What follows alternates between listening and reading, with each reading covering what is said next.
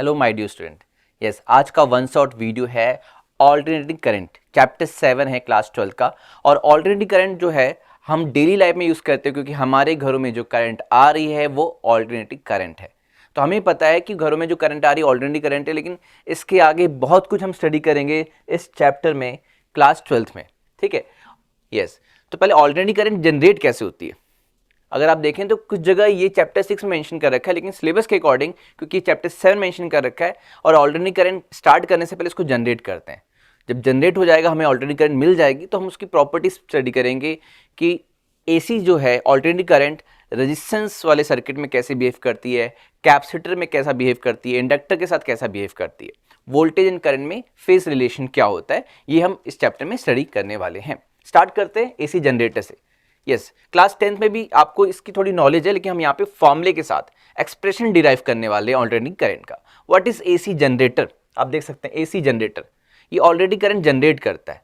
तो AC generator कैसे generate करता है, यहाँ पर हम जो है यस दिस ये जो आपका कॉइल है ABCD कॉइल है, इसको रोटेट करेंगे, यानी जो मैकेनिकल एनर्जी है, मैकेनिकल एनर्जी जो है वो आगे आपकी कन्वर्ट होगी यस इलेक्ट्रिकल एनर्जी में। यानी कि एसी जनरेटर क्या करता है, मैकेनिकल एनर्जी को इलेक्ट्रिकल एनर्जी में कन्वर्ट करता है।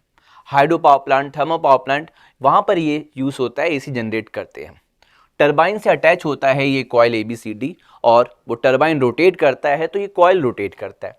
जब ये कॉइल ABCD रोटेट करेगा तो इस कॉइल के थ्रू क्या चेंज होगा, यस प्रीवियस चैप्टर में हमने स्टडी किया है, इलेक्ट्रोमैग्नेटिक इंडक्शन में हमने क्या स्टडी किया है कि किसी कॉइल को अगर मैग्नेटिक फील्ड में रोटेट करें तो मैग्नेटिक फ्लक्स चेंज होगा, और अगर मैग्नेटिक फ्लक्स चेंज होगा तो करंट इंड्यूस होगी। ठीक है, तो सेम चीज़ यहाँ पर है। तो एसी जनरेटर क्या है, मैकेनिकल वर्क को इलेक्ट्रिकल एनर्जी में कन्वर्ट करता है। व्हाट इज द प्रिंसिपल, क्या होता है इसका principle, yes principle of AC generator. बात करें प्रिंसिपल की, what is the principle of AC generator, yes it is based on the Faraday's law of electrostatic induction. Yes, based on Faraday's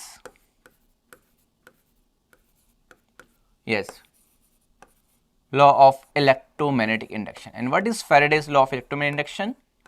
Yes, according to this law, whenever the magnetic flux passing through the coil या link through the coil change, an EMF is induced in the coil which is last so long as the change in flux continue. तो जब ये coil rotate करेगा और flux change होता रहेगा continuously, क्योंकि यहाँ एंगल बात करें यहाँ पर phi equal BA cos theta के अकॉर्डिंग, B गिवन है, ये 2 मैग्नेट है, यहाँ से आपको मैग्नेटिक फील्ड B मिल रही है, इस कॉइल ABCD का एरिया भी है, लेकिन क्योंकि एंगल चेंज हो रहा है, थीटा चेंज हो रहा है, phi equal BA cos theta के अकॉर्डिंग, तो phi चेंज हो रहा है। और जो कंटिन्यूसली जब फ्लक्स चेंज हो रहा है तो यहाँ पर EMF इंड्यूस होगा या करंट इंड्यूस होगी। और फॉर्मूला क्या था EMF इंड्यूस का, E equal to minus d∅dt था।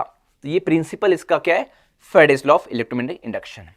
कंस्ट्रक्शन में आप देख सकते हो कि जो ABCD कॉइल है, ठीक है, उसके एंड्स कनेक्टेड है किससे, यस स्लिप रिंग्स से कनेक्टेड है। 2 स्लिप रिंग्स आपको नजर आ रही है R1 R2, और ये जो स्लिप रिंग्स हैं वो लाइट कॉन्टेक्ट में है B1 B2 से। B1 B2 क्या है, कार्बन ब्रशेस हैं, ठीक है, वो लाइट कॉन्टेक्ट में है। स्लिप रिंग्स घूमेंगे, B1 B2 उसके कॉन्टेक्ट में, सो दैट कि करंट यहाँ से इसमें पास हो जाए। तो जो भी करंट इंड्यूस होगी इस कॉइल ABCD में, वो स्लिप रिंग से होते हुए कार्बन ब्रशेस होते हुए ये यहाँ लोड लगा सकते हैं या गैलोमीटर लगा के चेक कर सकते हैं कि करंट फ्लो हो रही कि नहीं और डायरेक्शन क्या होगी। तो ये देखा गया कि जैसे जैसे कॉइल घूम रही है तो एवरी हाफ रोटेशन के बाद करंट की डायरेक्शन रिवर्स हो गई। और डायरेक्शन ऑफ करंट कैसे फाइंड करेंगे हम, and the direction of current can be determined with the help of yes Fleming right hand rule. Right hand rule क्या कहता है कि जब ये कॉइल घूम रहा है, हम कह रहे हैं जैसे ऐसे इस तरीके से इस हॉरिजॉन्टल प्लेन में, तो AB वाला आर्म ऊपर की तरफ आ रहा है। इस डायग्राम के अकॉर्डिंग अगर AB वाला आर्म घूम करके ऊपर की तरफ आ रहा है तो इंड्यूस करंट की डायरेक्शन क्या होगी, मैग्नेटिक फील्ड इस डायरेक्शन में। तो यस मोशन ऊपर की तरफ, मैग्नेटिक फील्ड इधर, तो करंट की डायरेक्शन क्या होगी, इंड्यूस करंट की A से B होगी, सेम C से D होगी इधर, A से B C से D, तो इस तरीके से करंट। और हाफ रोटेशन के बाद जब AB इधर आ जाएगा, हाफ रोटेशन के बाद जो AB आर्म इधर आ जाएगा तो डायरेक्शन ऑफ करंट B से A हो जाएगी, यानी आफ्टर एवरी हाफ रोटेशन जो करंट इंड्यूस की डायरेक्शन है वो रिवर्स हो रही है। तो यहाँ पे आप देख सकते हो करंट प्लस माइनस तो ये आपकी ऑल्टरनेटिंग करंट मिल रही है। तो हमें यहाँ फॉर्मूले समझना है, तो वर्किंग समझते हैं। यस, थ्योरी एंड वर्किंग की बात करें, theory and working. Yes, according to Faraday's laws कि जब हमारा ये कॉइल रोटेट करेगा तो जो ईएमएफ इंड्यूस होगा वो minus D phi by D t होगा। तो फाई, हियर फाई का फॉर्मूला क्या है, let n number of turns है, आपको मेंशन करना पड़ेगा, लेट एन नंबर टर्न्स है, ए एरिया ऑफ द कॉइल है और बी मैग्नेटिक फील्ड है और उसमें कॉइल रोटेट कर रहा है। तो phi is equal to n number turns B A cos theta, और यहां पर रोटेट कर रहा है तो एंगुलर वेलोसिटी, तो थीटा क्या होता है, we know that theta is equal to omega T, omega angular speed या वेलोसिटी। तो देयरफॉर आपको जो मैग्नेटिक फ्लक्स फाई मिला वो आपको मिला equal to N B A cos omega T. Clear है? तो ये मैग्नेटिक फ्लक्स का फॉर्मूला है, जो कि कॉइल रोटेट कर रहा है तो टाइम टी रोटेट कर रहा है तो आपका हर इंस्टेंट ऑफ टाइम पे अलग अलग वैल्यू हो सकती है, क्योंकि टाइम के अकॉर्डिंग इसका ओरिएंटेशन चेंज हो रहा है। तो फाई टाइम के अकॉर्डिंग वेरी कर रहा है। Now according to Faraday's E is equal to क्या होता है, minus D phi by D T होता है। यानी आपको इसको डिफरेंशिएट करना है, N B A cos omega T को डिफरेंशिएट करना है। Yes, minus N B A तो कांस्टेंट है, जब ये रोटेट कर रहा है तो नंबर टर्न्स नहीं चेंज हो रहा, मैग्नेटिक फील्ड वही है, एरिया वही है, बस यहां पे कॉस का फंक्शन टाइम के अकॉर्डिंग चेंज हो रहा है। तो डी बाई डी टी आपको करना है cos omega T, D by D T of cos omega T. और क्या होता है differentiation of cos omega T, yes, ये आपका माइनस एन बी ए, और differentiation of cos omega T होता है कॉस का minus sine cos theta minus sine theta. अब यहाँ पे टी के आगे ओमेगा है कांस्टेंट टर्म, वो मल्टीप्लाई में, तो ये आएगा आपका minus omega sine omega T आएगा। और ये माइनस माइनस प्लस हो गया, इससे आपको क्या मिला, इंड्यूस ईएमएफ की वैल्यू क्या मिली, माइनस माइनस प्लस हो गया, N B A omega sine omega T मिला। Clear, E equal to N B A omega sine omega T मिला। अब यहां देख सकते हो कि साइन ओमेगा टी की मैक्सिमम वैल्यू क्या होती है 1, तो उसके बेसिस पे इस एन बी ओमेगा को हम कह सकते हैं ईएमएफ इंड्यूस की मैक्सिमम वैल्यू। यहां पर हमारा जो है एन बी ओमेगा को ई नॉट लिख सकते हैं, ई नॉट साइन ओमेगा टी हो गया, और हमारा ई नॉट क्या है यहाँ पर मैक्सिमम वैल्यू या पीक वैल्यू है, एम्पलीट्यूड भी कह सकते हैं। यस, तो ई नॉट आपका है एन बी ए ओमेगा, यानी जो मैक्सिमम ईएमएफ इंड्यूस होगा वो एन बी ए ओमेगा से आप मेजर कर सकते हैं। अब ये ईएमएफ इंड्यूस आ गया, ठीक है, आप E equal to E naught sine omega T भी लिख सकते हैं, या आप V equal to V naught sine omega T भी आगे लिख सकते हैं इसको। ओके, नाउ करंट, तो करंट क्या होता है, अब इस कॉइल का रेजिस्टेंस क्या है, जो एबीसीडी कॉइल है इसके एन टर्न्स हैं उसके रेजिस्टेंस आर मान लेते हैं, तो आई जो इंड्यूस करंट है वो ई अपॉन आर या वी अपॉन आर, तो E naught yes sine omega t upon R, E naught upon R यानी N B A omega upon R I naught, तो I is equal to I naught sine omega T. तो ये आपको expression मिल गया है, yes, voltage induce, EMF induce और current induce का। ये जो आपको ईएमएफ और करंट मिला, यही आपकी करंट क्या है, कॉइल के रोटेट करने से यही करंट आपको मिली। इस लोड रेजिस्टेंस अगर यहां लगा इसके अक्रॉस, तो ये आपको ऑल्टरनेटिंग करंट मिली, और जो कि देख सकते हो आप साइन का फंक्शन है, और आपको पता है साइन का फंक्शन प्लस माइनस, साइन की मैक्सिमम वैल्यू +1, फिर +1 से यहां -1 जाता है और वेरी करता है, और साइन का फंक्शन क्या आपको पता है, हार्मोनिक फंक्शन है। तो ये आपका पीरियोडिकली यस अपनी मैग्नीट्यूड और डायरेक्शन चेंज कर रहा है। तो आपको ये ई यानी ईएमएफ इंड्यूस, यानी अब इसको कहेंगे ऑल्टरनेटिंग वोल्टेज या ईएमएफ और ऑल्टरनेटिंग करंट। अब इसमें ग्राफ भी प्लॉट करने को आता है, ई वर्सेस टी और आई वर्सेस टी। तो ग्राफ कैसे प्लॉट करेंगे, तो प्लॉट करते हैं ग्राफ, यस, ई वर्सेस टी पहले प्लॉट करते हैं। साइन का फंक्शन है तो टी 0 पे साइन 0, तो जो आपका ग्राफ आएगा दिस वन, इस तरीके से ग्राफ होगा, और ये आपका E is equal to E naught sine omega T. तो एक वेव फॉर्म मिल गया आपको, यस वेव फॉर्म मिल गया। और करंट के लिए ड्रॉ करें, तो जो करंट के लिए होगा I equal to I naught sine omega T. तो देख सकते हो T0 पे ये भी 0 है, यस, तो करंट के लिए भी इसी तरीके से आप ड्रॉ कर सकते हैं. This is for I naught sine omega T, यानी सिर्फ रेजिस्टेंस लिया आर लिया है. आप देख सकते हो कि जो ऑल्टरनेटिंग ईएमएफ है और करंट है वो इस तरीके से आपका साइन वेव फॉर्म में आपको नजर आ रहा है. साइन वेव आपका इस तरीके से T0, फिर मैक्सिमम प्लस में E नॉट या I नॉट, फिर 0 हुआ, और फिर माइनस में E नॉट I नॉट, और फिर 0 हुआ. और टाइम के टर्म में कहें तो वन कंप्लीट रोटेशन में जो टाइम लगता है वो टाइम पीरियड होता है. तो ये 0 लिया टाइम के टर्म में, ये आपका T/2 होता है हाफ रोटेशन T/2, और फुल T, वो T आपका कैपिटल T टाइम पीरियड है. और यहां पे मैक्सिमम कब है? T/4 पे प्लस, और ये क्या होगा आपका 3T/4. तो क्लियर हो गया. एसी जनरेटर हमने यहां पर ऑल्टरनेटिंग करंट जनरेट कर ली है, हमें ऑल्टरनेटिंग करंट मिल चुकी है, ऑल्टरनेटिंग वोल्टेज मिल चुका है. तो आगे चलते हैं नेक्स्ट. इस चैप्टर में आगे चलते हैं. पहले एसी डीसी में डिफरेंस, बेसिक डिफरेंस समझ लेते हैं, क्योंकि यहां पर हमने जो चैप्टर 3 स्टडी किया था वहां पे मोस्टली सर्किट में हमने बैटरी और सेल बनाया था, यानी डायरेक्ट करंट लेकर सॉल्व किया था. यहां पे हम ऑल्टरनेटिंग करंट स्टडी करने वाले, तो थोड़ा डिफरेंस समझना पड़ेगा. ऑल्टरनेटिंग करंट की डेफिनेशन क्या होती है? Yes, it is a current जो कि अपना मैग्नीट्यूड और डायरेक्शन पीरियोडिकली टाइम के साथ चेंज करती है. और डायरेक्ट करंट क्या है? ये कांस्टेंट रहती है विद टाइम. अपना मैग्नीट्यूड इसकी कांस्टेंट रहेगी, इसकी डायरेक्शन नहीं चेंज होगी. यानी इसमें कह सकते हैं चार्ज एक पर्टिकुलर डायरेक्शन में ही मूव करेगा, जबकि इसमें चार्ज यस आगे जाएगा फिर रिवर्स वापस आ सकता है. एक्सप्रेशन की बात करें तो I equal to I naught sine omega T, ये अभी हमने देखा, डिराइव किया. तो ये एक्सप्रेशन ऑफ ऑल्टरनेटिंग करंट है. Instantaneous, yes instantaneous alternating current किसी इंस्टेंट ऑफ टाइम t पे, तो expression of instantaneous alternating current है. जबकि डायरेक्ट करंट की बात करें तो constant I equal to 5 ampere 2 ampere जो भी रहेगा वो कांस्टेंट रहेगा. ठीक है.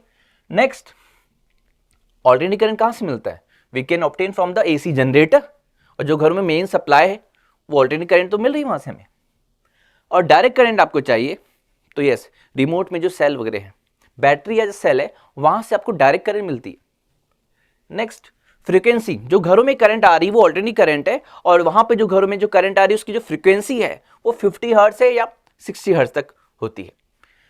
नाउ डीसी की बात करें, क्योंकि तो चेंज ही नहीं हो रही, डायरेक्शन भी नहीं चेंज हो रही, तो फ्रीक्वेंसी इसकी 0 होती है. याद रखना ये कंसेप्ट आगे यूज होगा. फ्रीक्वेंसी ऑफ डायरेक्ट करंट 0 होता है. यस, जो इलेक्ट्रिकल शॉक लगता है, जो एसी होता है उसका रिपल्सिव होता है, जबकि डीसी का अट्रैक्टिव होता है. और अभी आप ग्राफ देख सकते हैं कि ये जो I equal to I naught sine omega T है, इसके अकॉर्डिंग ये ग्राफ, ये साइन वेव है, ये ऑल्टरनेटिंग करंट है जो कि टाइम के अकॉर्डिंग चेंज हो रही है, साइन फॉर्म में हमने दिखा दिया. जबकि डायरेक्ट करंट आप देख सकते हो I इक्वल टू कांस्टेंट, जो भी वैल्यू होगी वो कांस्टेंट रहेगी. तो बेसिक डिफरेंस क्लियर हो गया एसी डीसी में. अब सिंबल की बात करें तो कहीं अगर हमें सर्किट में दिखाना है कि सिंबल, तो ये आपका इस तरीके से ये साइन वेव फॉर्म में आपको ये दिखा देना है कि ये चीज आपने देखी सर्किट में कि जैसे एक रेजिस्टेंस R है और वो एक सप्लाई से कनेक्टेड है. तो अगर वो मेंस है, एसी सप्लाई है, तो ये सिंबल है. और अगर वो बैटरी और सेल से कनेक्ट है ये R, तो यहां पर ये सेल का सिंबल बनेगा प्लस माइनस. तो ये आप देखो, ये जो है इसका मतलब है डीसी सोर्स है, और ये जो है आपका एसी सोर्स है. तो ये सिंबल देख के आइडिया लग जाएगा कि हमें ये कंसेप्ट डायरेक्ट करंट वाला अप्लाई करना है या ऑल्टरनेटिंग करंट वाला कंसेप्ट अप्लाई करना है. नेक्स्ट चलते हैं. Yes, peak and RMS value of alternating current.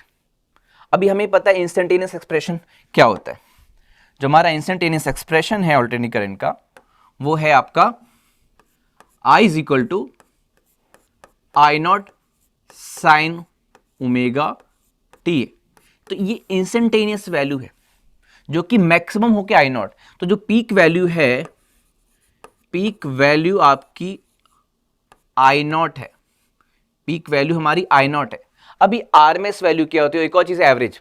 अब इस साल कोर्स में आपके एवरेज मेंशन नहीं है, ठीक है, डेरिवेशन भी नहीं है, इसका मतलब फिर भी हमको बताएंगे कि एवरेज कैसे आता है. मेन यहाँ पे आरएमएस है. आरएमएस को हम वर्चुअल वैल्यू या इफेक्टिव वैल्यू भी कह सकते हैं. अब ये आरएमएस का I नॉट से क्या रिलेशन है या एवरेज का क्या रिलेशन है? ठीक है, तो नाउ पहले हम एवरेज बता देते हैं, भली कोर्स में नहीं है. तो देखो एवरेज कैसे निकालते हैं. अगर आपको एवरेज निकालना हो, I एवरेज निकालना हो, तो D Q by D T ये आपका इंस्टेंटेनियस एक्सप्रेशन है।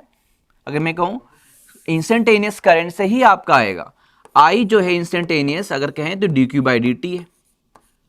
और एवरेज करंट हमें अगर फाइंड करना हो तो total charge flow upon total time से हम मेजर कर सकते हैं। अब टोटल चार्ज कहां से फ्लो मेजर कर सकते हैं, तो आपको टोटल चार्ज फ्लो मेजर करना है तो इंस्टेंटेनियस करंट से आप मेजर कर सकते हैं। आई इंस्टेंटेनियस करंट है, आई नॉट साइन ओमेगा टी रख देंगे, टाइम के रिस्पेक्ट में इंटीग्रेट करेंगे 0 से t टाइम में। अब 0 से t आपको समझ आ रहा है, ये फुल साइकिल के लिए, ये 0 से t और ये t/2 फुल साइकिल के लिए। यस, टोटल चार्ज आप निकाल सकते हैं यहां से, और टोटल टाइम ये 0 से t तो t है। तो ये देखा गया कि ये जो फुल साइकिल के लिए 0 आया, 0.t 0, यानी मीन या एवरेज वैल्यू जो होती है ऑल्टरनेटिंग करंट की वो 0 होती है। सिंपल से समझ लेते हैं, कोर्स में नहीं है, फॉर्मूले से इंटीग्रेट करके ही बता सकते हैं, कोर्स में नहीं तो क्यों टाइम वेस्ट करें, बेसिक समझ लेते हैं क्या है, क्यों 0 हो जाता है फुल साइकिल के लिए। जितना पॉजिटिव उतना नेगेटिव, जितना चार्ज फॉरवर्ड डायरेक्शन में गया इतना वापस आ गया, तो नेट चार्ज फ्लो क्या हुआ 0। तो ये 0 होने की वजह से 0.t 0 आया, तो फुल साइकिल के लिए 0, तो हम क्या कहेंगे 0। तो हमने क्या किया, हमने हाफ साइकिल के लिए मेजर किया। तो आप हाफ साइकिल के लिए अब जब मेजर करोगे तो वहां से आई एवरेज की वैल्यू आपको मिलेगी क्या, 0 से t/2 हाफ साइकिल के लिए आई की वैल्यू रख देंगे I naught sine omega T D t upon time total क्या हुआ, अब t/2 हो गया ना, हमने हाफ साइकिल के लिए लिया।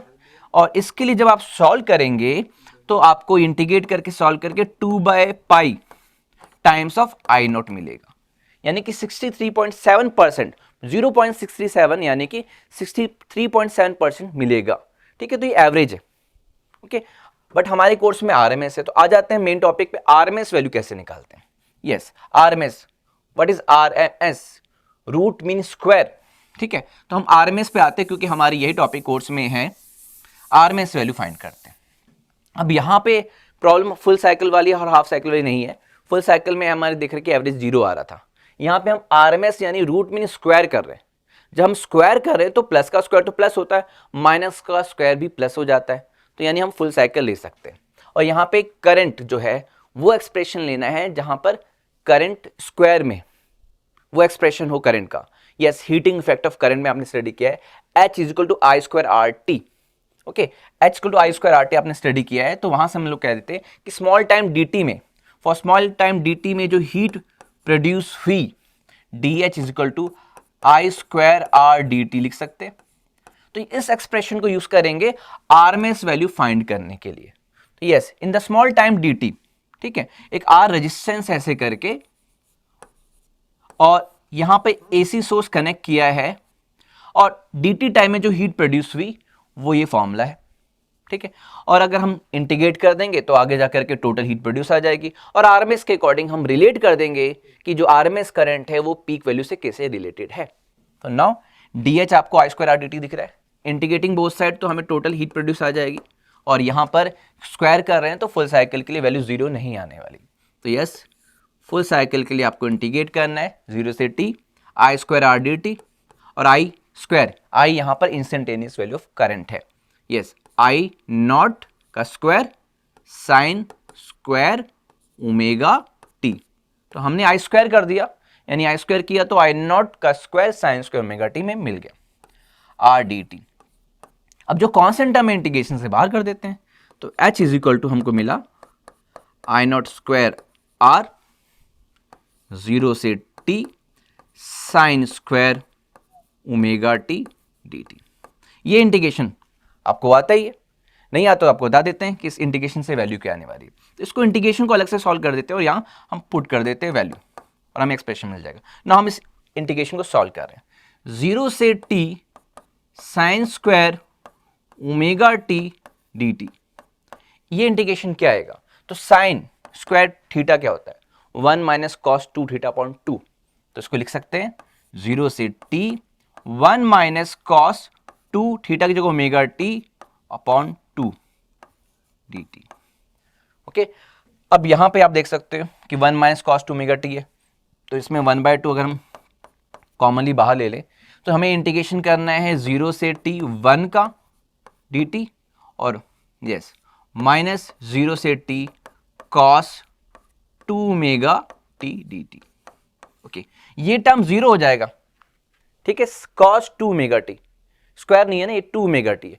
अब यहाँ पे भी कॉस और साइन का फंक्शन क्या होता है, यस, जितना प्लस उतना माइनस होता है फुल साइकिल के लिए। तो फुल साइकिल के लिए टर्म जीरो हो गया, क्योंकि 0 से t/2 जितनी पॉजिटिव वैल्यू उतनी नेगेटिव वैल्यू, तो इसकी जो आप वैल्यू निकालेंगे, इंटीग्रेट करेंगे 0 से t, ये जीरो आ सकता है, आपको डायरेक्ट लिख सकते हैं, ये जीरो आया।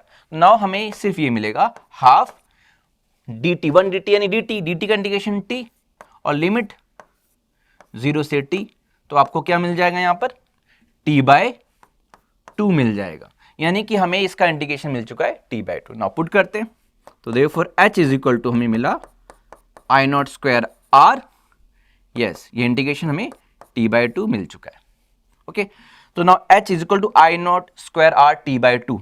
तो नाउ RMS के टर्म में, तो सिंस RMS के टर्म में कहें तो h इज इक्वल टू होता है IRMS का स्क्वायर r t, ये होता है। और पीक वैल्यू के टर्म में ये है, in terms off peak value I0 square r t/2 है। अब आप यहां से देख सकते हो IRMS r है, r cancel, t cancel, we get IRMS का square is equal to I0 का स्क्वायर अपॉन 2। तो ठीक है, हमने क्या किया, स्क्वायर कर दिया, मीन मतलब इंटीग्रेशन ले लिया। अब लास्ट क्या करने वाले हैं, रूट, तो square root both side, we get IRMS is equal to 1/√2 times of I0।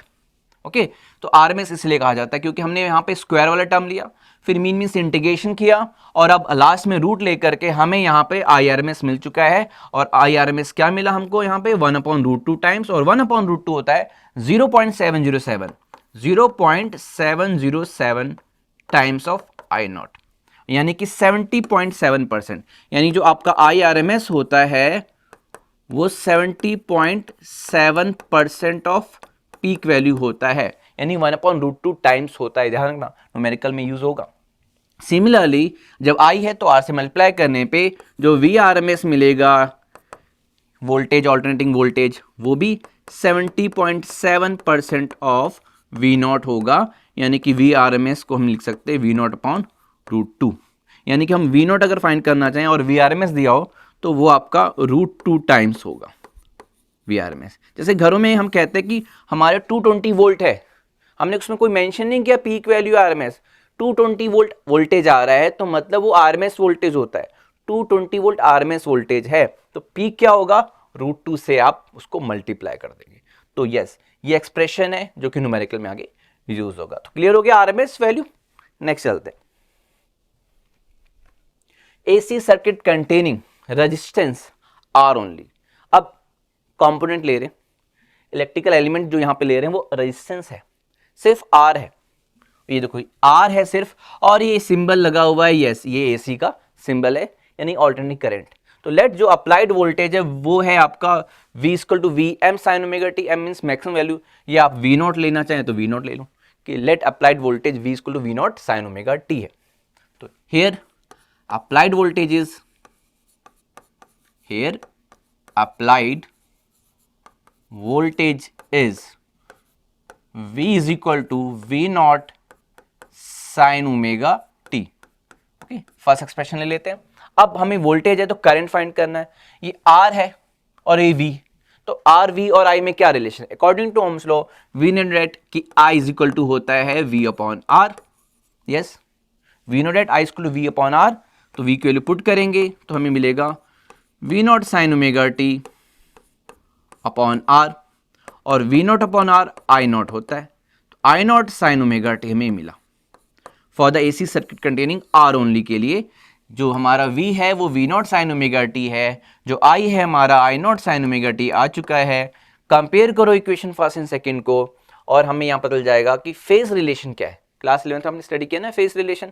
Phase क्या है, एक फिजिकल क्वांटिटी जो कि डायरेक्शन और पोजीशन के बारे में बताती है कि पार्टिकल की क्या पोजीशन है। जैसे सिंपल हाई मोशन में आपने स्टडी किया है, वेव में पार्टिकल ऑसिलेट करता है, तो यहाँ पे भी आपको इस एक्सप्रेशन में आप देख सकते हो harmonic function, simple high motion, याद आ रहा है।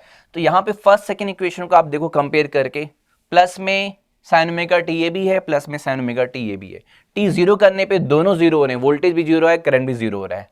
और एक पर्टिकुलर टी की वैल्यू T/4 रखने पे, ठीक है, जब ओमेगा आपका 2 पाई अपॉन कैपिटल टी होता है और small T T/4 capital T/4, तो आपका ये वोल्टेज भी मैक्सिमम होगा यानी प्लस वी नॉट, करंट भी मैक्सिमम होगी प्लस आई नॉट, तो साथ साथ चल रहे हैं तो यानी सेम फेस में।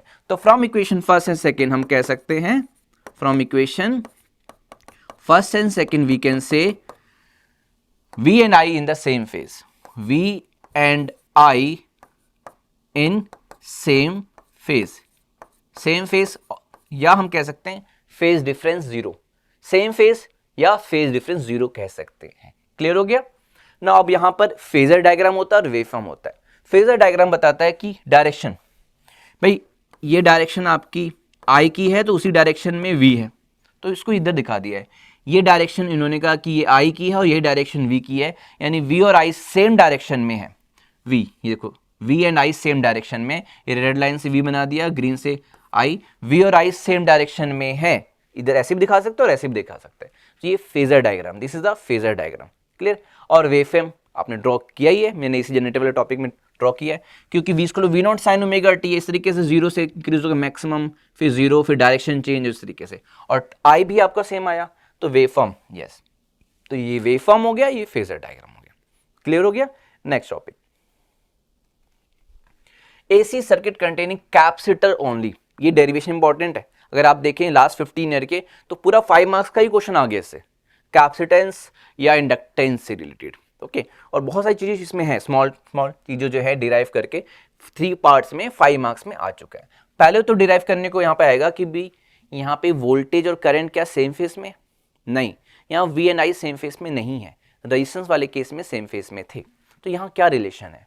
तो यहाँ अगेन हम कह रहे हैं कि जो एसी सोर्स है और वो applied voltage V naught sine omega T है, तो फिर करंट तो फाइंड करनी पड़ेगी।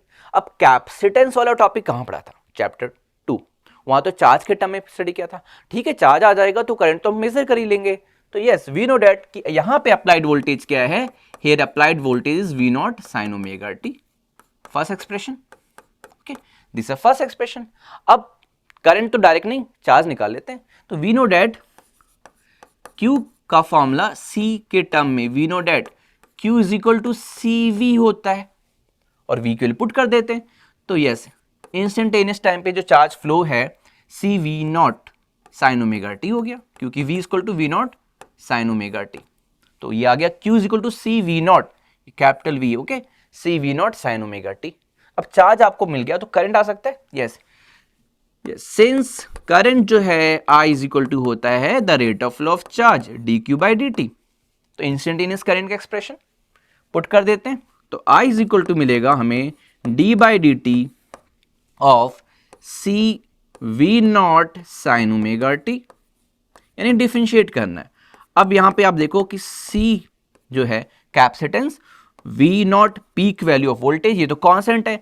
साइन ओमेगा टी का डिफरेंशिएशन क्या होता है, यस, साइन ओमेगा टी का डिफरेंशिएशन होता है कॉस ओमेगा टी, और ओमेगा टी के आगे जो है वो कांस्टेंट है, वो मल्टीप्लाई में आएगा, तो yes, omega cos omega T होता है। Okay, C V naught constant है, साइन का differentiation omega cos omega T आया, साइन ओमेगा टी का differentiation omega cos omega T आया। ना अब इसको सिंप्लीफाई करना है हमको, और तब कंपेयर करना है इक्वेशन फर्स्ट से, और तब हमें फेस रिलेशन मिल जाएगा। यस, वी नॉट और ये ओमेगा सी, ये ओमेगा सी को साथ में लिखता हूं, ओमेगा सी, सी कैपिटल है, V naught cos omega T लिखा। अब थोड़ा अरेंजमेंट करना है हमको। अब हमें वोल्टेज के नीचे पता है जो रुकावट होती है, तो वोल्टेज के नीचे कुछ नजर नहीं आ रहा, इस ओमेगा सी को नीचे भेजना पड़ेगा। तो कैसे लिख सकते हैं, V naught upon 1 upon omega C, तो वोल्टेज के नीचे ये रुकावट है, V naught upon 1 upon omega C, यानी हिंड्रेंस है। कॉस को क्या लिख सकते हैं, देखो ये साइन है, तो जब कंपेयर करना हो तो साइन होना चाहिए, तो कॉस को साइन के टर्म में क्या लिखे, ध्यान रखना, कॉस को साइन के टर्म में लिखना है, लेकिन ये प्लस है तो यहां भी प्लस में आना चाहिए। तो यस, लिख सकते हैं sine omega T plus pi by 2, yes, sine 90 plus theta cos theta होता है, तो वही किया हमने, theta plus 90 omega T plus pi by 2, और 1 अपॉन ओमेगा सी एक रुकावट है, तो रुकावट को क्रॉस से दिखाते हैं। ठीक है, क्रॉस, यहां जाना मना है, क्रॉस। तो अब यहां पे हम 1 अपॉन ओमेगा सी को कह रहे हैं, यस, हम एक्स सी रुकावट है, कौन रुकावट पैदा कर रहा है, सी कैपेसिटेंस, एक्स सी ठीक है, और इसका नाम दिया गया है, उसको अलग से स्टडी करेंगे, कैपेसिटिव रिएक्टेंस। ओके, अब आ गया नया word reactance, resistance, obstruction producing the path of current, okay, by the wire. वो रेजिस्टेंस आर है, वो रियल रेजिस्टेंस होता है, रियल। ये आपका एक इमेजिनरी पार्ट माना जाता है, ये रुकावट है, हिंड्रेंस है इन the path of current by pure capacitor, मिलावट ना हो, प्योर कैपेसिटर, तो ये रिएक्टेंस है। Xc equal to 1/ω c, important definition board में आई हुई है। What is capacitive reactance? Listen again, it is the hindrance produce in the path of current by pure capacitor. Clear? तो यस, Xc यहां रख देते हैं, तो I is equal to V naught upon Xc, I is equal to V naught upon Xc, yes, sine omega T plus pi by 2। Okay, अभी V naught upon XC को क्या लिख सकते हैं? I नॉट लिख सकते हैं, sine omega T plus pi by 2। Now this is the expression of current, इसको सेकेंड इक्वेशन मान लेते हैं। अब आप फर्स्ट से कंपेयर कर सकते हो, ये भी साइन आ गया, ये भी साइन आ गया, यहाँ पे कोई माइनस वाला टर्म नहीं है, नहीं है कोई माइनस वाला टर्म। अब कंपेयर करके कह सकते हैं कि साइन ओमेगा टी के बगल में कुछ नहीं है ना, प्लस 0, और ओमेगा टी के बगल में प्लस पाई बाय 2 है। प्लस पाई बाय 2 मतलब करंट आगे चल रही है, करंट लीड कर रही है, वोल्टेज लैगिंग बिहाइंड है, और कितना लीड कर रही है? पाई बाय 2 से। तो current lead by pi by 2, यहां पर आई लीड कर रही है बाय पाई बाय 2, या फेज डिफरेंस कहेंगे पाई बाय 2 का है, लेकिन इसमें फेज डिफरेंस भले ही पाई बाय 2 का है, लेकिन करंट आगे चल रही है बाय पाई बाय 2। क्लियर हो गया? नाउ बात करें कैपेसिटिव रिएक्टेंस की, तो अब यहां पे आ जाते हैं कैपेसिटिव रिएक्टेंस की। हम यहां पे स्टडी करते हैं आगे कैपेसिटिव रिएक्टेंस क्या होता है। ठीक है, कैपेसिटिव रिएक्टेंस, क्योंकि कुछ फॉर्मूले से इंपॉर्टेंट ग्राफ भी हैं यहां पर। कैपेसिटिव रिएक्टेंस की बात कर रहे हैं, Xc। ओके, अभी आपको डेफिनेशन बताई मैंने। अच्छा, एक चीज और कि यहां पे भी तो फेजर डायग्राम और वेव फॉर्म है, तो यहां पर हम क्या कह रहे हैं? करंट आगे चल रही है, तो अगर मैं कहूं कि ये डायरेक्शन अगर V की है, तो आगे मतलब ऐसे पाई बाय 2 आगे चल रही है करंट, ऐसे करके, या इस तरीके से ड्रॉ करें कि अगर ये V की डायरेक्शन है, दिस इज द V की डायरेक्शन, अगर ये V है तो पाई बाय 2 ये हुआ ना, पाई बाय 2 ये करंट है, तो पाई बाय 2 आगे चल रही है करंट, फेजर डायग्राम है, और ये वेव फॉर्म। ठीक है, V equal to V naught sine omega T है, तो T0 पे तो ये V0 है, तो इस तरीके से साइन फॉर्म तो V का ही है। लेकिन I इक्वल टू कॉस के टर्म में आया था, जिसको हमने sign omega T plus pi by 2 लिखा था, तो T0 पे यस, तो फिर करंट वाला टर्म 0 नहीं होगा, वो मैक्सिमम होगा। तो ये यहां से स्टार्ट होकर कैसे, तो करंट ऐसे है और ये वोल्टेज ऐसे। कई बार ये वेव फॉर्म देके पूछा जाता है कि इसको देख के देखो, आइडिया लग रहा है ना, करंट आगे चल रही है और वोल्टेज पीछे, तो कौन सा एलिमेंट है सर्किट में? Capacitor only. Clear? Pi by 2 है तो प्योर कैपेसिटर ओनली, तो ये भी आता है, इसको भी ध्यान से देख लो, आप ड्रॉ करना आना चाहिए। कैपेसिटिव रिएक्टेंस बता चुके हैं, hindrance produce in the path of current by pure capacitor, और फॉर्मूला Xc। रुकावट है तो इसकी यूनिट ओम ही रहेगी, रेजिस्टेंस की भी ओम है, इसकी भी यूनिट ओम है। अब ये फॉर्मूले को देखो, इससे ग्राफ भी प्लॉट करने को आया है। Graph Xc versus omega graph बनाना हो, या न्यू फ्रीक्वेंसी भी ले सकते हैं F, तो इनवर्सली है। इनवर्सली मतलब अगर आप देखें कि ओमेगा 0 तो Xc इन्फिनिटी, और ओमेगा इन्फिनिटी तो Xc 0, तो इनवर्सली के लिए ग्राफ ऐसे इस तरीके से बनेगा, ये इनवर्सली है। ठीक है, ऐसे स्ट्रेट लाइन ऑब्ट्यूज एंगल मत बना देना, वो गलत हो जाता है, बच्चे इसी में कंफ्यूज होते हैं। इनवर्सली ओमेगा 0 तो Xc इन्फिनिटी, और यस ओमेगा इन्फिनिटी तो Xc 0, इस तरीके से, तो सी टाइप में से बन गया, तो सी के लिए सी टाइप में इस तरीके से ग्राफ बनेगा। तो क्लियर हो गया? एक और इंपॉर्टेंट क्वेश्चन है, जिस सर्किट में कैपेसिटर लगाओ, डीसी सर्किट हो, बैटरी और सेल, तो डीसी को ब्लॉक कर देता कैपेसिटर, जान ही नहीं देता, यानी कैपेसिटर के बगल में रेजिस्टेंस है, तो उस रेजिस्टेंस का कोई मतलब ही नहीं है, क्योंकि कैपेसिटर ने डीसी को जान ही नहीं देना। Capacitor block the DC, why? आप जानते हो ओमेगा क्या होता है? ओमेगा 2 पाई एफ, और एफ फ्रिक्वेंसी है, फॉर डीसी F0 होता है, डीसी के लिए F0, तो ओमेगा क्या हो जाएगा? 0, और 1/0 इन्फिनिटी, यानी Xc इन्फिनिटी होता है फॉर डीसी। यस, तो डायरेक्ट करंट को ये ऑफसेट कर देता है, जाने ही नहीं देगा, यानी कैपेसिटर के बगल में अगर रेजिस्टेंस लगाओ तो वहां पर डायरेक्ट करंट नहीं फ्लो होगी, ये कंसेप्ट। क्लियर? ओके, आगे चलते। AC circuit containing inductance L only, सिर्फ L है। जैसे हमने रेजिस्टेंस पढ़ लिया, कैपेसिटेंस पढ़ लिया, बात करें इंडक्टेंस की, कॉइल है L, ठीक है। अगेन यहां स्टार्ट करते हैं कि let applied voltage is V naught sine omega T, ठीक है। अब आपको सोचना है कि यहां पे अप्लाइड वोल्टेज तो V naught sine omega T है। यस, चैप्टर 6 में क्या स्टडी किया था, जब करंट चेंज होगी इस कॉइल से सोलेनोइड से, तो उस चेंज को अपोज करेगा ना बाय इंड्यूसिंग एन ईएमएफ। तो जो इंड्यूस ईएमएफ होता है वो minus L D I by D T होता है, और ये इंड्यूस ईएमएफ अप्लाइड वोल्टेज को अपोज करता है, यानी minus times of V applied, और हमारा अप्लाइड वोल्टेज तो ये है। तो देयरफॉर जो वी अप्लाइड आया वो L D I by D T, और इंस्टेंटेनियस के टर्म में तो formula V naught sine omega T. Okay, अब यहां से हमें आई मिल जाएगा, क्योंकि v हमारा L D I by D T induce EMF वाले कंसेप्ट से, और V naught sine omega T alternating EMF voltage का एक्सप्रेशन है। तो यहां से आपका ये जो टर्म है, यहां से डी आई से आई मिल जाएगा। तो डी आई से आई चाहिए तो क्या करेंगे, इंटीग्रेशन। यस, स्मॉल वैल्यू से बड़ी वैल्यू करनी है, इंटीग्रेशन करना है। तो now D I is equal to क्या लिख सकते हैं, yes D I is equal to L नीचे चला जाएगा, V naught by L sine omega T D T. Integrate कर दो बोथ साइड, डी आई का आई हो जाएगा, V naught by L constant हो जाएगा, साइन का इंटीग्रेशन क्या होगा, यस इंटीग्रेशन में माइनस कॉस ओमेगा टी, और इंटीग्रेशन में ओमेगा डिवाइड में आ जाता है, और यहां पे आई इज इक्वल टू आपको मिला V naught omega L minus cos omega T. लेकिन अगेन यहाँ पे कंपेयर फर्स्ट इक्वेशन से करनी है, ये साइन है, इसको भी साइन बनाना पड़ेगा, वही माइनस भी हटाना पड़ेगा।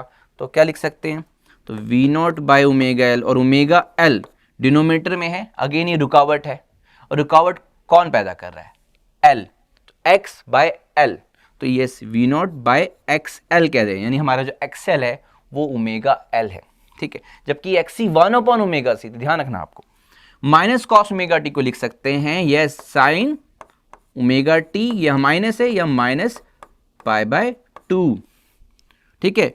और आगे V naught by XL I naught, तो I is equal to I naught sine omega t minus pi by 2। तो this is the second expression, यानी which is expression of current. ये voltage compare both side, sorry compare equation first and second, क्या मिलेगा, yes omega t minus pi by 2 है, current पीछे चल रही है, minus pi by 2 means current is lagging behind the voltage bye pi by 2, या कह सकते हैं वोल्टेज आगे चल रहा है, वोल्टेज पाई बाय 2 से आगे चल रहा है, ठीक है। यानी कि मैं कहूं कि ये अगर वोल्टेज की डायरेक्शन ये वी है, तो करंट पाई बाय 2 पीछे चल रही है, यानी नीचे की तरफ दिखाएंगे, तो दिस इज करंट। और अगर यहाँ पे दिखाएं कि अगर ये वोल्टेज की डायरेक्शन है, जैसा कि सब जगह हमने लिया कि ये वी की डायरेक्शन है रेड लाइन से, तो करंट पाई बाय 2 पीछे चल रही है, यानी ये ग्रीन से करंट पीछे चल रही है। तो वोल्टेज पाई बाय 2 से आगे चल रहा है या करंट पाई बाय 2 से पीछे चल रही है उस सर्किट में, जिस सर्किट में प्योर इंडक्टर है। तो AC circuit containing pure inductor में current lagging behind by pi by 2 या voltage lead by pi by 2 होता है। तो ये हो गया फेजर डायग्राम और वेवफॉर्म। साइन का फंक्शन है तो आपका जीरो स्टार्ट होगा रेड लाइन से, करंट पीछे चल रही है यानी नीचे से दिखाएंगे माइनस से, तो ये माइनस आई नॉट से ऐसे करके, तो ये आपका वेवफॉर्म हो गया, ये फेजर डायग्राम हो गया। अब इसमें वही बात करते हैं, इंडक्टिव रिएक्टेंस क्या होता है, ठीक है। तो yes, what is inductive reactance, XL, ठीक है। एक्सएल इंडक्टिव रिएक्टेंस है और XL is equal to omega L होता है। Inductive reactance, inductive reactance X यानी रुकावट बाय एल, यानी it is the hindrance produce in the path of current by pure inductor. और फॉर्मूला एक्सएल का omega L, ध्यान रखना एक्सएल का ओमेगा एल है और एक्सी 1/ओमेगा सी होता है। अब यहां से ग्राफ अगर प्लॉट करें, यूनिट तो आपको पता है ये रुकावट ये भी है तो ओम है, ग्राफ इंपॉर्टेंट है, जैसा कि एक्सी वर्सेस ओमेगा ग्राफ वैसे एक्सएल वर्सेस ओमेगा ग्राफ ये सब बोर्ड में आए हुए। तो कैसा ग्राफ होगा, directly proportional, straight line, y equal to mx, straight line, ठीक है, इस तरीके से स्ट्रेट लाइन और ये स्लोप देगा क्या, ओमेगा लिया ना हमने, तो ये जो स्लोप है यानी टेन थीटा वो क्या मेजर करेगा, यहाँ से टेन थीटा एल मेजर करेगा आपका, और अगर एफ लेते तो 2 पाई एल मेजर करता, तो यानी यहाँ पे स्ट्रेट लाइन आएगा, ठीक है, जबकि एक्सी के लिए इस तरीके से कर्व था। तो ये दोनों ग्राफ इंपॉर्टेंट है। और बात करें डीसी के लिए, डायरेक्ट करंट वाले सर्किट की बात करें, डीसी सोर्स के लिए, जैसे एसी सोर्स है तो ओमेगा जितना ज़्यादा होगा ये उतना रुकावट होगा, हाई फ्रिक्वेंसी एसी को ये रोकेगा। लेकिन डीसी की बात करें तो ओमेगा 0 और ओमेगा 0 तो एक्सेस 0, डायरेक्ट करंट के लिए बिल्कुल रुकावट ही नहीं पैदा कर, आराम से जाओ तुम, ठीक है, तो बहुत ईजिली ये पास होने देगा। नाउ नेक्स्ट आ जाते हैं series LC circuit, phasor diagram से ही हमें इसको डिराइव करना है। फेजर डायग्राम जो कि अभी हमने pure R pure capacitor, pure inductor के लिए स्टडी किया है, वो तीनों को एक साथ रिलेट करना है, VL, VC और VR को रिलेट करना है, voltage cross R, voltage cross C और L, ठीक है। करंट की बात करें तो किसी में साथ चल रही है, किसी में आगे चल रही है, किसी में पीछे चल रही है, तो वही फेजर डायग्राम ड्रॉ करना है। तो yes, V0 sign omega t applied voltage, और अब ये जो वोल्टेज है इसका कुछ पार्ट L के क्रॉस ड्रॉप है VL, C के क्रॉस VC और R के क्रॉस VR। लेकिन जैसे हम DC में पढ़ते थे कि जो वोल्टेज अप्लाई है तो V1 plus V2 plus V3 करते थे, ऐसा यहाँ नहीं है। यानी यहाँ पे ऐसा नहीं कि आप कह दे कि भाई V equal to VL plus VC plus VR। यहाँ फेजर डायग्राम है, डायरेक्शन की बात करें, और जहाँ डायरेक्शन की बात करें वेक्टर जैसा ट्रीट करना पड़ेगा, ठीक है। ये गलत हो जाएगा, नहीं, हटा देते हैं, नॉट इक्वल टू। तो फिर है क्या, क्या रिलेशन है आखिर V का VL VC VR से, वो फेजर डायग्राम से ही समझना है हमको। स्टार्ट करते हैं, फेजर डायग्राम ड्रॉ करते हैं। यस, यहां पे हम ले लेते हैं कि ये डायरेक्शन ऑफ करंट, क्योंकि सीरीज में है LCR, सीरीज में तो करंट तो सेम रहेगी तीनों के लिए, तो ठीक है, करंट सेम रहेगी तो वहीं से स्टार्ट करते हैं। अब करंट सेम है और बाकी वोल्टेज को वहां से डायरेक्शन के बेस पे रिलेट करें। करंट अगर ये लिया है तो वोल्टेज कौन सा आगे चलता है और कौन सा साथ चलता है, तो बात R से ही करते हैं कि भाई circuit containing R only, current के डायरेक्शन में क्या होता है, वोल्टेज, ये कौन सा वोल्टेज, R वाला, जो रेजिस्टेंस है उसके इसका जो वोल्टेज है, R वाला जो वोल्टेज है वो करंट के साथ चलता है, उसी डायरेक्शन में चल रहा है, जिस डायरेक्शन में तुम चलोगे उस डायरेक्शन में मैं चलूंगा। लेकिन जो VL है वो कहता है मैं आगे चलूंगा बाय पाई बाय 2, तो यानी ये पाई बाय 2 और ये VL की डायरेक्शन, ठीक। और C की बात करें तो C वाले केस में करंट आगे चलती है यानी वोल्टेज पीछे चलता है, ये VC। अभी लेट में एज्यूम कर लेता हूं कि VC is less than VL, यानी VL is greater than VC। तो मान लेते हैं कि VL आपका 30 वोल्ट है, VC आपका 10 वोल्ट है, ऐसा मान लेते हैं। अब देखो दोनों अपोजिट डायरेक्शन में तो माइनस होगा ना, तो यस माइनस होगा, और हम कह देते हैं कि ये डिफरेंस ही आया, VL माइनस VC, ये डिफरेंस आया।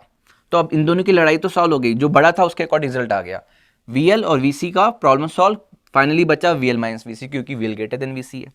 अब VL माइनस VC और VR के बीच में फेजर डायग्राम है, तो जैसा वेक्टर ट्रीट करते भाई कि इन दोनों का रिजल्ट, भाई एक फोर्स इधर लग रहा है एक फोर्स इधर लग रहा है, वैसे ट्रीट करना है। तो जो नेट आएगा वो ऐसे आएगा, ठीक है, जो नेट आएगा वो इस तरीके से आएगा। तो नेट V है वो ये है, और वो जो नेट V आया वो करंट से कुछ फाई एंगल आगे, क्योंकि VL का काम है आगे रखना पाई बाय 2 से, लेकिन फिलहाल यहाँ अकेला VL नहीं है तो पाई बाय 2 नहीं, पाई बाय 2 से कुछ कम होगा बट 5 होगा।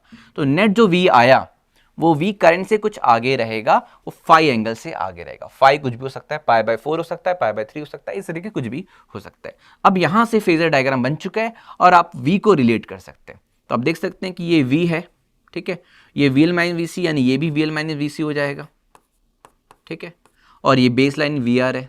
तो ये पाइथागोरस में अप्लाई कर सकते हो। आप देख सकते हो कि यहाँ पर जो V का स्क्वायर है वो VR का square plus VL minus VC, यानी VL VC के डिफरेंस का स्क्वायर। अगर VC ग्रेटर है तो VC माइनस VL कर देना, ठीक है। और यहाँ से हमें V मिल चुका है, फेजर डायग्राम से हमें V मिल चुका है अंडर रूट में VR का स्क्वायर VL माइनस VC का स्क्वायर। नाउ वैल्यू पुट करते हैं, करंट फाइंड करते हैं, तो ये वोल्टेज आ चुका है। यानी ये चीज देखो, ये रिलेशन इक्वल टू नहीं था, मैंने हटा दिया, ये क्रॉस कर दिया, यानी इक्वल टू नहीं, तो फिर क्या, तो ये है रिलेशन, ये है रिलेशन V का VR VL और VC से, ठीक है। अब करंट क्या है, तो जरा वैल्यू पुट करते हैं। करंट तो सब में सेम है, निकालते हैं करंट, फाइंड करते हैं कि करंट कैसे आएगा।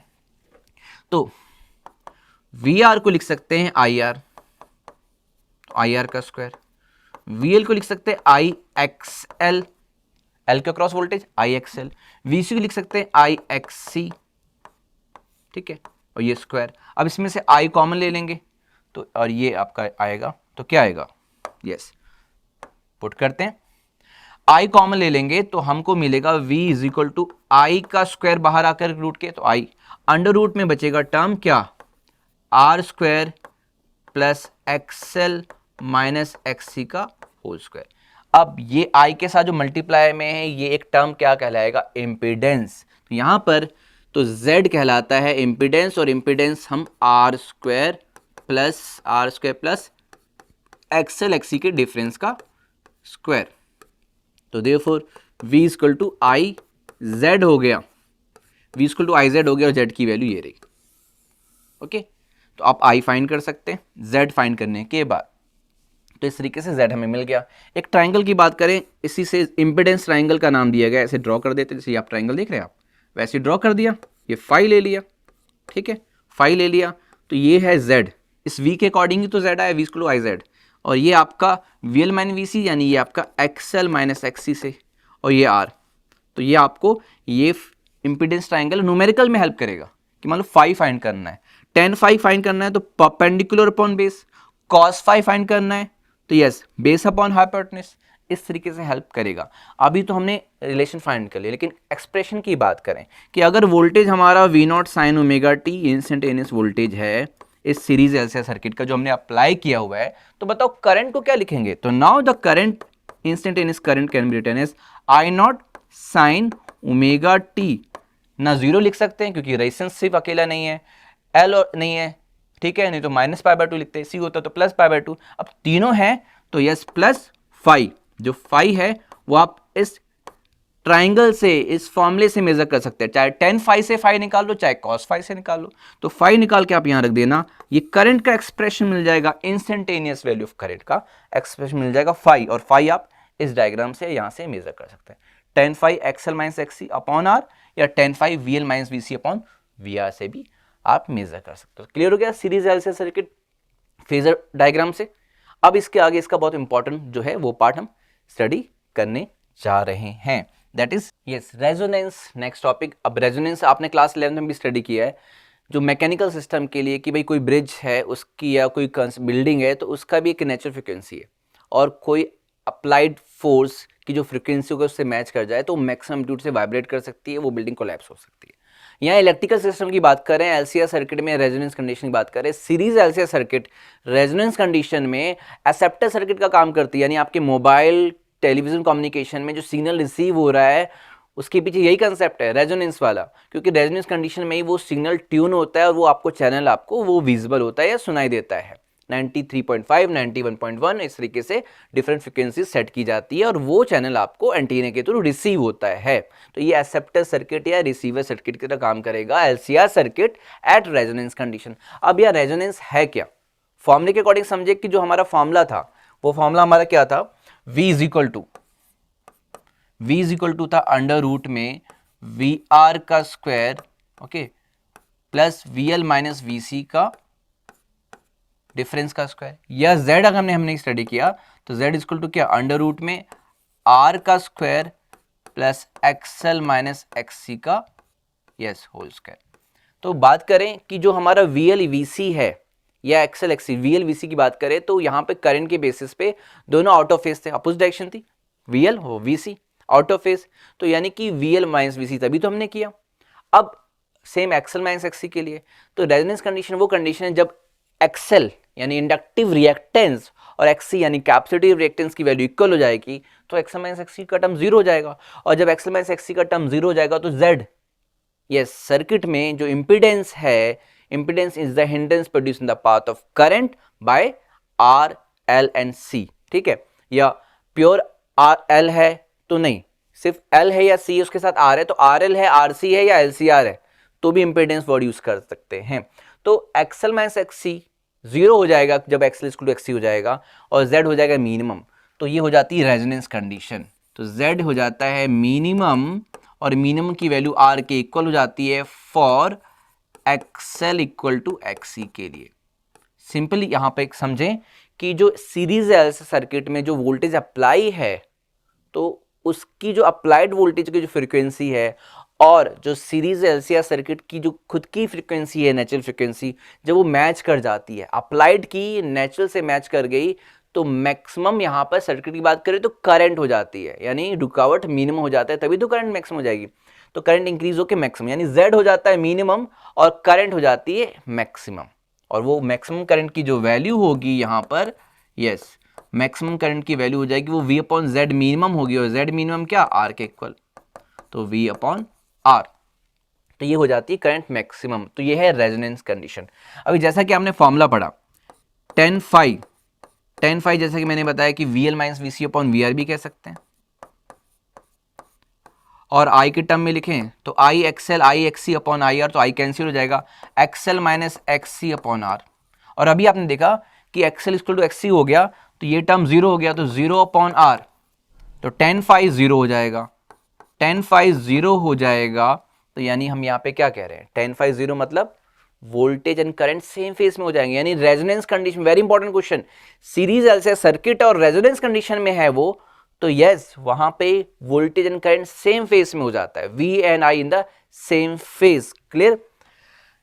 एंड यहां पे जरा फाइंड कर लेते हैं कि भाई सीरीज एलसी सर्किट का नेचुरल फ्रीक्वेंसी क्या है। भाई सीरीज एलसी सर्किट की खुद की नेचुरल फ्रीक्वेंसी है, वो है क्या, तो हमने कहा भाई अप्लाइड उससे मैच होगी तो करंट मैक्सिमम होगी, तो फिर अप्लाइड से हम कैसे कैलकुलेट कर लेंगे, तो यस, तो हमें पता है कि XL equal to XC for omega equal to omega R, omega की पर्टिकुलर वैल्यू के लिए, यानी फॉर ओमेगा की वैल्यू ओमेगा आर होने पे, मानो अप्लाइड को आप चेंज करो, अप्लाइड फ्रीक्वेंसी को आप चेंज करो एक पर्टिकुलर वैल्यू पे, यानी omega equal to omega R पे क्या हुआ कि XL is equal to XC हो गया, तो करंट मैक्सिमम हो गई।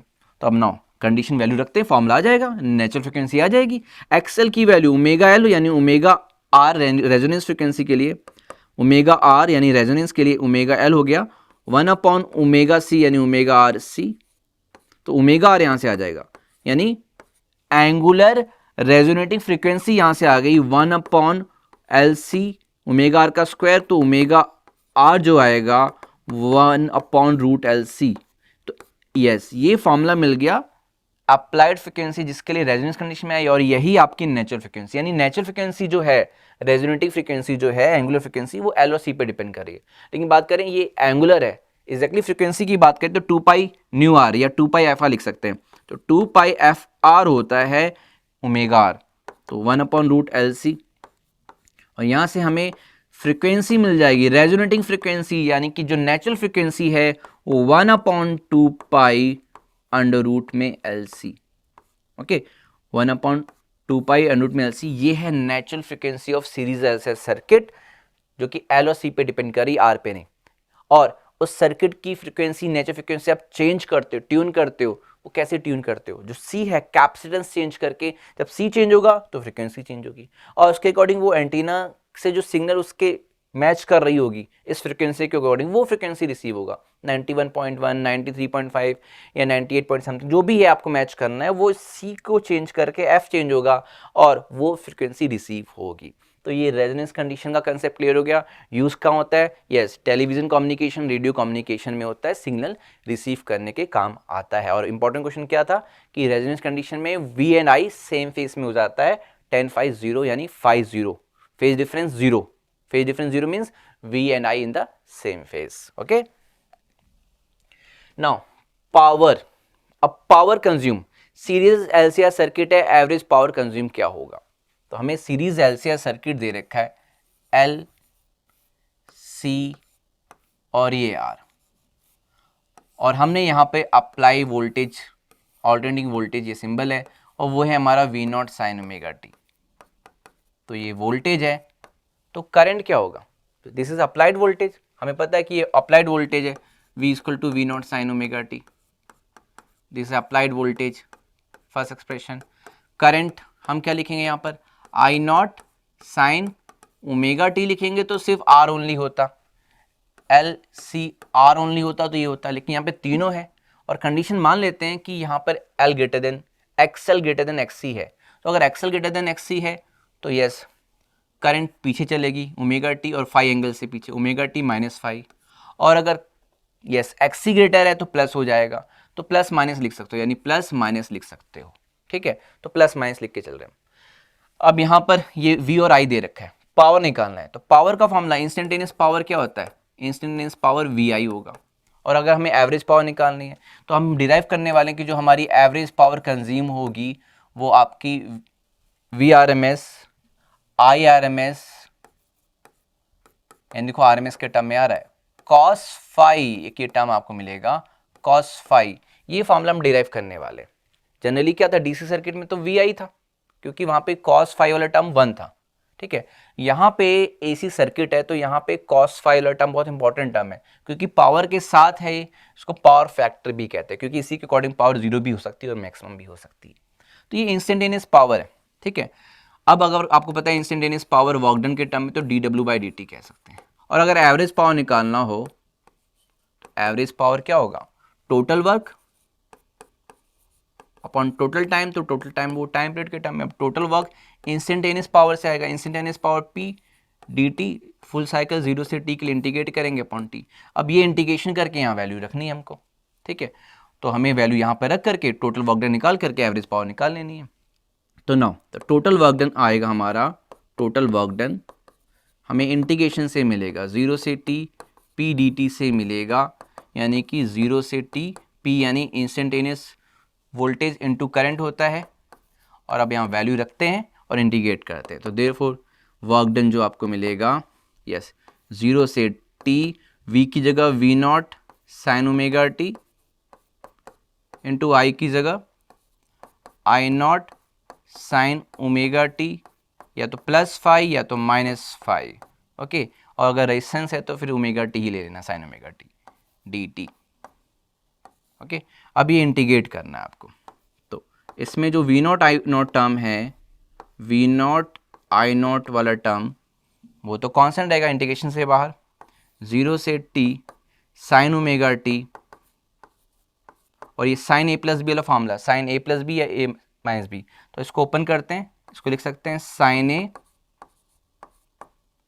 ए कॉस बी, प्लस है तो प्लस लेंगे, माइनस है तो minus cos A sine B, ये फॉर्मूला अप्लाई कर दिया हमने, ठीक है, डी टी, ये फॉर्मूला अप्लाई करके डी टी। अब इसको ओपन करते हैं, इंटीग्रेशन को और सिंप्लीफाई करते हैं, कई जगह डायरेक्ट भी बता देते कि ये इंटीग्रेशन ये आएगा और आंसर आ जाएगा। तो अब यहाँ पे देखो ये टर्म और फिर ये टर्म, यहाँ से आपको मिलेगा 0 से t, cos फाई वाला टर्म कांस्टेंट है तो cos phi sine omega T, sine omega T sine square omega T लिख रहा हूँ डी टी, एक ये अलग टर्म और एक ये अलग टर्म, प्लस माइनस 0 से t अलग इंटीग्रेशन कर रहा हूँ मैं, ये वाला टर्म इधर लिख दिया cos phi sine omega T, sine omega T sine square omega T. अब इस वाले टर्म की बात करते हैं, तो साइन फाई यहाँ कांस्टेंट टर्म है और sine omega T into cos omega T, sine omega T into cos omega T, ठीक है, डी टी। अब इसको इंटीग्रेट करना है आपको। अब इसमें कॉस फाई देख लो, sine square omega t already हम आरएमएस में इंटीग्रेट कर चुके हैं, डायरेक्ट रख रहे हैं, तो यहाँ की वर्क डन यहाँ पे नाउ आया हमारा वी नॉट आई नॉट, और जरा हम ये देखें कॉस फाई,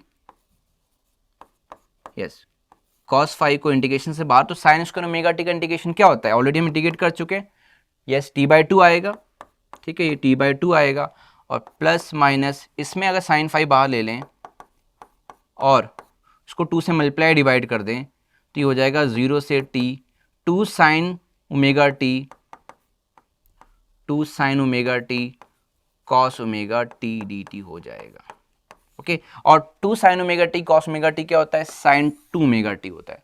तो नाउ द वर्क डन आया V naught I naught cos phi into t/2 plus या माइनस ये साइन 2 ओमेगा टी होगा, और साइन 2 ओमेगा टी का फुल साइकिल के इंटीग्रेशन 0 आ जाएगा, और ये वर्क डन आया V naught I naught upon √2 यहाँ ले लेते हैं अपॉन 2, और ये हो जाएगा कॉस फाई, और ये t को डिनोमिनेटर में भेज देते हैं, टी को इधर भेज देते हैं, तो work done upon total time, ये पावर होता है, यानी कि हमारा एवरेज पावर आ चुका है। टी नीचे भेज दिया, वर्क डन अपॉन टाइम, और 2 V naught I naught upon 2 लिख दिया, और ये एवरेज पावर हमें मिल चुका है V naught I naught upon 2, यानी कि वी नॉट अपॉन रूट 2 लिख सकते हैं, आई नॉट अपॉन रूट 2 लिख सकते हैं, रूट टू टू होता है लिख सकते हैं, और कॉस फाइव, और V naught upon root 2 V R M S, I naught upon root 2 I R M S cos phi. तो यहाँ कॉस फाइव आपका पावर फैक्टर है, कॉस फाइव को हम पावर फैक्टर कहते हैं, ठीक है। और रेजोनेंस कंडीशन में फाइव आपका 0 होता है, तो रेजोनेंस कंडीशन में फाइव 0 होगा फॉर रेजोनेंस कंडीशन। अगर फाइव 0 है तो कॉस फाइव क्या होगा, कॉस फाइव 1 हो जाएगा इस रेजोनेंस कंडीशन में। क्वेश्चन आता है रेजोनेंस कंडीशन में पावर फैक्टर की वैल्यू क्या होती है, यूनिटी 1 होती है।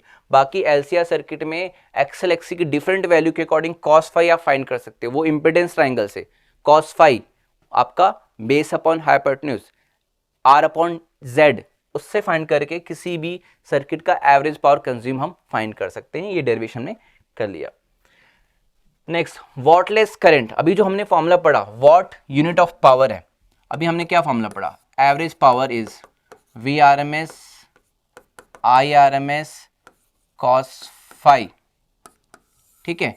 अब यहां से आप देख सकते हो कि फॉर प्योर एल और प्योर सी की बात करें तो कॉस फाइव क्या होगा, फाइव आपका पाई बाय 2 होता है। हाँ, किसी में पाई बाय 2 करंट आगे चलती है तो किसी में पीछे चलती है, लेकिन फेज डिफरेंस तो पाई बाय 2 का होता है, तो phi equal to pi by 2, और कॉस पाई बाय 2 होता है 0। ओके, तो नाउ द करंट थ्रू, यानी ये आपका 0 होने से पावर हो गई 0, पावर हो गई 0। Now the current through pure inductor and pure capacitor is wattless current, क्योंकि 5 पाई बाय 2 होने की वजह से, पावर फैक्टर 0 होने की वजह से जो पावर कंज्यूम है इंडक्टर और कैपेसिटर में वो 0 होती है, इसलिए वॉटलेस पावरलेस करंट कह सकते हैं। क्लियर हो गया।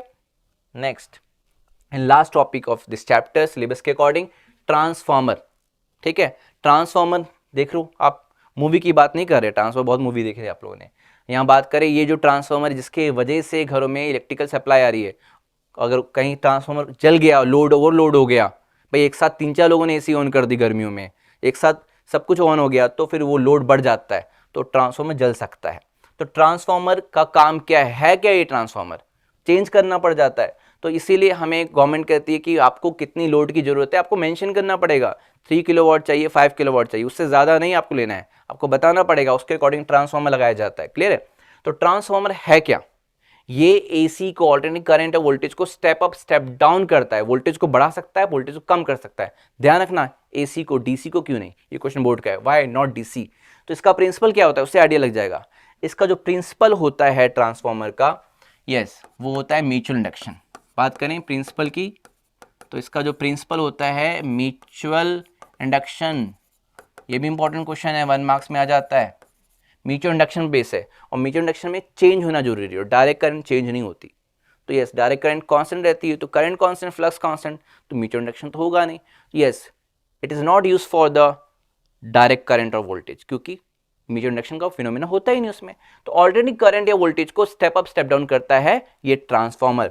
कैसे करता है, यहाँ पे आप देख सकते हो, ये है प्राइमरी कॉइल जहां हम इनपुट देंगे, ये है सेकेंडरी कॉइल जहां से हम आउटपुट लेंगे। अब ट्रांसफॉर्मर यूज कहाँ होता है, आपको बता दें, घरों में हमारे एसी आता है, मोबाइल चार्ज हमारा डीसी से होता है, लैपटॉप चार्ज हमारा डीसी होता है, जो अडेप्टर है उसके अंदर सबसे पहला काम तो ट्रांसफॉर्मर करता है, बाकी उसके आगे रेक्टिफायर काम करता है, और रेक्टिफायर हमारा लास्ट टॉपिक है जो हम लोग सेमीकंडक्टर में स्टडी करेंगे।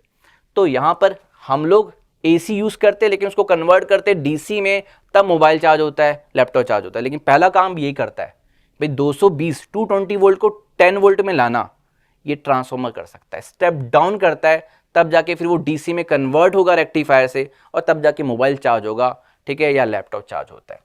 तो स्टेप डाउन, अगर नंबर ऑफ टर्न सेकेंडरी में प्राइमरी से कम है, एनएस अगर लेस देन एनपी है तो स्टेप डाउन है, ओके, और अगर एनएस मोर देन एमपी है तो स्टेप अप ट्रांसफॉर्मर। क्लियर हो गया, स्टेप अप स्टेप डाउन।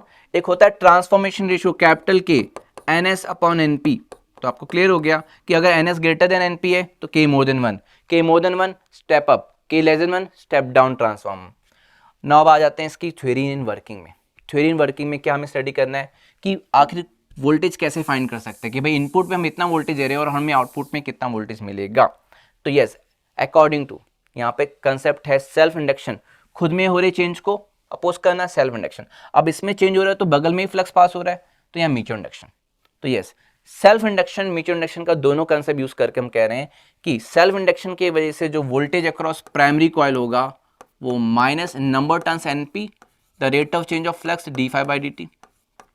और मान लेते हैं फ्लक्स लीकेज नहीं है तो बाय म्यूचुअल इंडक्शन सेकेंडरी के अक्रॉस जो वोल्टेज इंड्यूस होगा माइनस NS d∅dt। ध्यान रखना ये d∅dt तब सेम है जब फ्लक्स लीकेज हमने माना कि नहीं हो रहा है। और नाउ यहाँ से अगर आप डिवाइड कर दो तो VS upon VP, the ratio of voltage across secondary, यहाँ लोड रेजिस्टेंस होगा, यहाँ पे हम आउटपुट लेंगे, ठीक है। VS upon VP is equal to मिल जाएगा NS अपॉन NP। इस पे आपको न्यूमेरिकल मिल जाएगा, यानी नंबर टर्न्स की रेशियो पे डिपेंड करता है कि आप वोल्टेज को कितना स्टेप डाउन या स्टेप अप कर सकते हैं। और आगे चलते हैं ट्रांसफार्मर की एफिशिएंसी, वहां से करंट को रिलेट करेंगे। एफिशिएंसी यस ईटा से नोट करते हैं। This efficiency is output power, OP यानी O/P में आउटपुट पावर को शॉर्ट में लिख रहा हूं, output power upon input power. And what is formula of power? Yes VI। Output यानी secondary VS/IS, yes input yes VP/IP। तो ये एफिशिएंसी। लेकिन ध्यान रखना एफिशिएंसी अगर 80% दिया है तो 80% यानी 0.8 लिखेंगे, लेकिन हम मान लेते हैं अगर 100% एफिशिएंसी है, यानी फॉर 100% एफिशिएंसी तो ये आपका आउटपुट पावर इनपुट पावर के इक्वल हो जाएगा, यानी कि VS/IS इज इक्वल टू ये P है VP/IP। ओके, VS/IP यानी VS/IS is equal to VP/IP means आपका जो सेकेंडरी यानी आउटपुट पावर है, प्राइमरी यानी जो इनपुट पावर है वो इक्वल होगा। इस केस में ध्यान रखना अगर 80% दिया तो ये वाला फॉर्मूला यूज करना, आपको 100% एफिशिएंसी के लिए फॉर्मूला है। तो यहां से आपको मिल जाएगा VS upon VP is equal to IP upon IS मिल जाएगा इनवर्सली। तो इस रिलेशन से आप करंट मेजर कर सकते हो ये मान करके कि 100% एफिशिएंसी है। तो ये आपकी थ्योरी ऑफ ट्रांसफार्मर। बाकी एनर्जी लॉसेस भी होती हैं जो कि इस साल सिलेबस में मेंशन नहीं है, एनर्जी लॉसेस ऑफ ट्रांसफार्मर, फिर भी डिस्कस कर लेते हैं, छोटा सा है तो 2 पॉइंट्स डिस्कस करते हैं। एक कॉपर लॉस होता है क्योंकि यहाँ कॉपर वायर यूज हो रहा है प्राइमरी एंड सेकेंडरी वाइंडिंग्स में, तो वो हीट होगा तो कॉपर लॉस होगा हीट की वजह से। और एक यहाँ पे ये आयरन कोर है, transformer core soft iron core है, यहाँ पे फ्लक्स चेंज होने की वजह से करंट इंड्यूस होगी, और ये बल्क पीस ऑफ मेटल में जो करंट इंड्यूस होगी उसका नाम एडी करंट है, वो भी सिलेबस मेंशन नहीं है इस साल, एडी करंट वाला टॉपिक नहीं है। तो यहाँ पे वो यस हीट होने से, कोर हीट होने से यहाँ पे एनर्जी लॉस होगा, तो वो आयरन लॉस है। तो वो मिनिमाइज कैसे करेंगे? वो मिनिमाइज इस लैमिनेटेड कोर को यूज करके करेंगे। और कॉपर लॉस को कैसे मिनिमाइज करेंगे? थिक कॉपर वायर यूज करके करेंगे। तो ये हमारा ट्रांसफार्मर वाला टॉपिक जो लास्ट टॉपिक है वो कंप्लीट होता है, और ये चैप्टर यहाँ पर कंप्लीट है। नेक्स्ट वीडियो हमारा इलेक्ट्रोमैग्नेटिक वेव चैप्टर 8 का, जल्दी हम आपसे मिलते हैं चैप्टर 8 के वीडियो के साथ। Thank you.